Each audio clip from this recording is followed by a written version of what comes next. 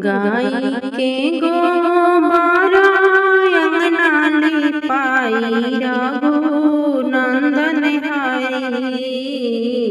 गजमती चौका पुराई माई रघुनंदन हरि।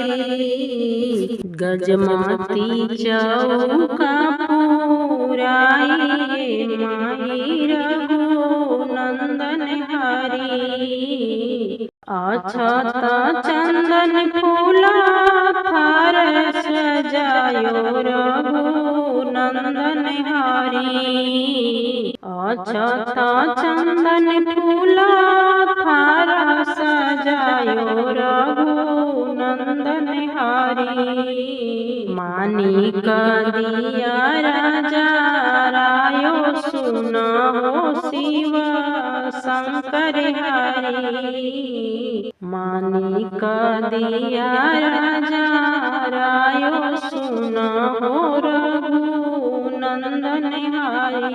चारों ही कोना चारों विद्या बनायो रघुनंदन हरि। सोने के कलशा भरायो सुनो शिव शंकर हरि। सोने के कलशा भरायो सुनो शिव शंकर हरि।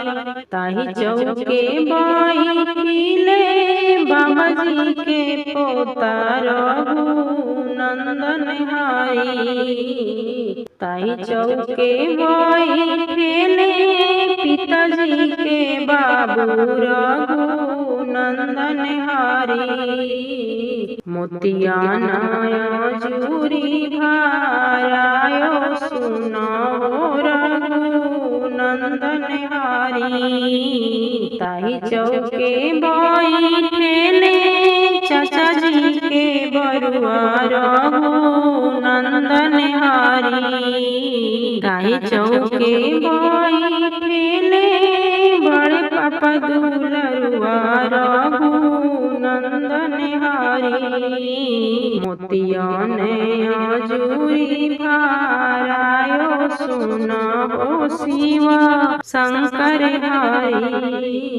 मोतिया नजूरी भरायो सुनो शिव शंकर